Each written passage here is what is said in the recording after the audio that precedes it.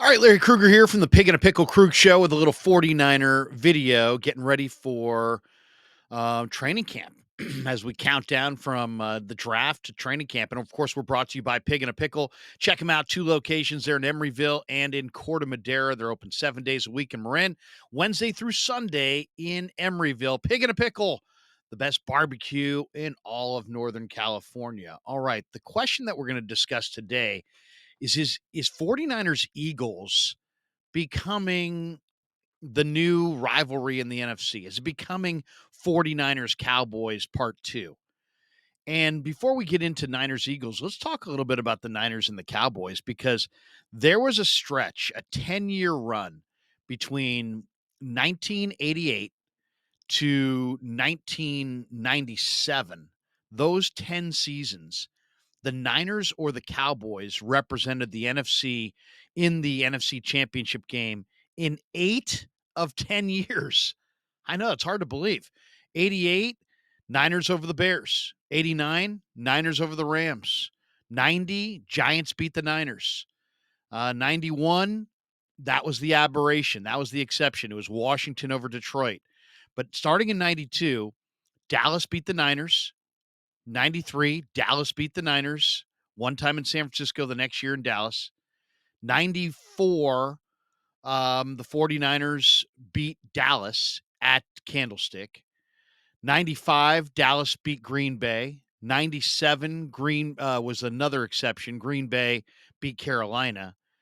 And then that was 96. And then 97, the Green Bay over the Niners. So in that 10-year stretch from 1989 to 1997, the Niners or the Cowboys represented the NFC 8 times in 10 years. And obviously 3 of those years they went head to head. 92, 93, 94, they went head to head with Dallas winning 2 and the Niners winning 1 in 1994 at Candlestick. So those were the 2 dominant teams for a long, long time. Now, I think it kind of sets up that way to be headed that way in the future. I mean, we've already seen it the last couple of years. 2021, the Niners lose to the Rams. 2022, Niners lose to the Eagles. And now we'll find out where it goes from here. But I just think when you look at these 2 teams, I mean, the 49ers are loaded. If as long as their quarterback situation is solidified between Brock Purdy and Trey Lance, Sam Darnold, as long as they can figure out who exactly is going to be the quarterback and who's going to be healthy, the rest of the 49er team is pretty loaded. They could use maybe an edge rusher. Otherwise, it's a pretty complete roster. And then when you flip over to the Eagles have a very complete roster in their own regard. I mean, Devontae Smith and A.J. Brown at receiver, maybe the NFL's best offensive line, Jalen Hurts at quarterback, an MVP candidate, Dallas Goedert at tight end, a running back room that now has DeAndre Swift, Kenneth Gainwell, Rashad Penny, Boston Scott, Trey Sermon, if you want to throw him in there, a defensive front that lost Javon Hargrave. You know, it's also very similar because the Niners took away Ken Norton Jr. from the Cowboys and brought him to the Niners. At one point, the Cowboys took Deion Sanders away from the Niners and brought him to the Cowboys. Charles Haley was taken away from the Niners and brought to the Cowboys. Well, the Niners did that with the Eagles. They took Javon Hargrave, arguably the Eagles' best player on their front 7, and he's now in San Francisco. But look at the Eagles, a front line of Jalen Carter and Fletcher Cox inside, Brandon Graham and Josh Sweat outside. That's pretty good. Now, the Eagles linebackers, just a work in progress. I mean, Nakobe Dean, Nicholas Morrow, Hassan Reddick is more of a defensive end. But they've got a really good secondary with Darius Slay, Terrell Edmonds, James Bradbury, Avonte Maddox. They just drafted Sidney Brown and Keely Ringo and Eli Ricks to their secondary. They've got a good kicker. They've got a good punter. They've got, the Niners and the Eagles are the 2 dominant teams in the NFC. I don't think there's any doubt about that. And when you look at the landscape of the rest of the NFC, who jumps out?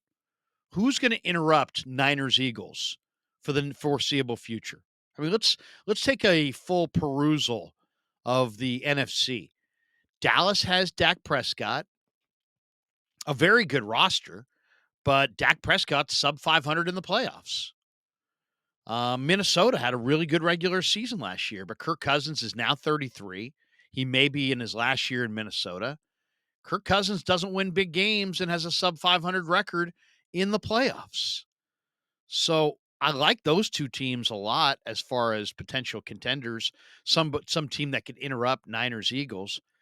But when you look at Prescott and you look at Cousins and you sit there and go, wait a second, these guys don't win in the playoffs. So then you got Detroit. Detroit's clearly getting better, but Detroit's Detroit, and they've got Jared Goff. So is that are the Lions? You know, they've got momentum, but do they have enough momentum to interrupt Niners Eagles? At this point, I would say no. Tampa is an interesting team. They've got a nice, talented roster and added some really good players, Kalijah Cansey in the draft. But their quarterback battle in camp is Baker Mayfield against Kyle Trask. So that doesn't look good. You really thinking Baker Mayfield or Kyle Trask is going to take down Niners Eagles? I don't see that. Carolina, I think, has got some good things going there with Scott Fitter as the GM.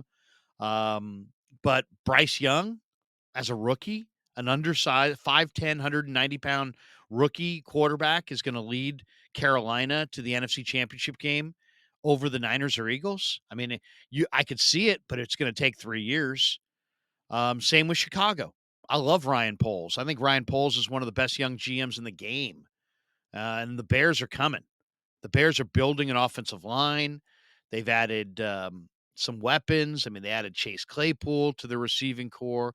They added DJ Moore in the offseason trade that moved down from the top spot with Carolina.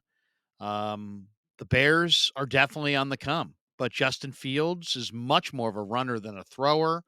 And I would say they're 2 or 3 years away. Green Bay's always got a pretty good roster. They're a model organization without a doubt, but they just said goodbye to Aaron Rodgers. And what's a realistic expectation of Jordan Love? I like Jordan Love, but I don't think he's going to interrupt Niners Eagles. Then let's take a look at the NFC West. You got Seattle. Seattle, John Schneider is a terrific GM. Look how fast he's rebuilt Seattle in just a couple drafts. But you still got Geno Smith. The Niners still went there and beat them last year and beat them 3 times. So I like Seattle, but I don't think they're climbing to the top of the mountain with Geno Smith. What's left? You got the Rams. The Rams do have a quarterback and a head coach in, Matthew Stafford and Sean McVay that on paper you'd say, yeah, hey, don't forget on the Rams. Don't sleep on the Rams. They got Aaron Donald. They still got some big time players. They just had a decent draft. They're bolstering their offensive line. But this team's in cap hell, and they've already gotten rid of a number of players. And word is that they're going to move on from some of their other great players. So this is, I still think, the closing of the Rams window, not necessarily the opening of a new window. Who else you got? You got the New York Giants, the New York Football Giants, who had a great bust out year last year, and they're strong. Good coach. Brian Dable's a phenomenal coach.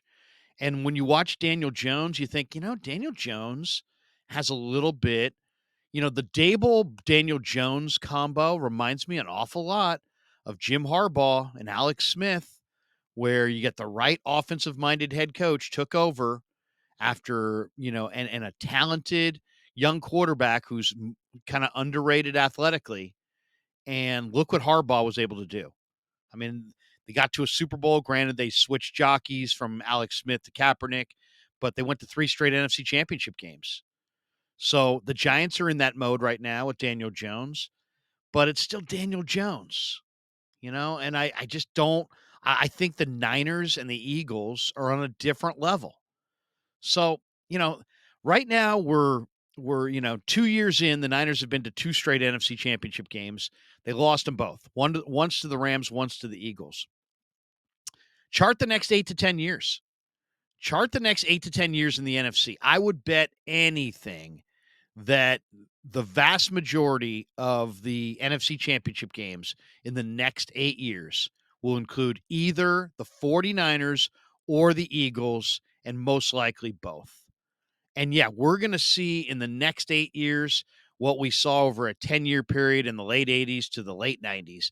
And that is Dallas and the Niners dominating the NFC back then. And this time around, it's going to be the Niners and the Eagles dominating the NFC over the next 8 years. We've already seen it the last couple of years. Get ready for 8 more years of it. All right, hope you enjoyed our 49er video. Thanks to Pig and a Pickle for being our title sponsor. Check them out in Emeryville and Corte Madera. Pig and a Pickle, the best barbecue in all of Northern California. And thanks to all of you for supporting The Krug Show on YouTube.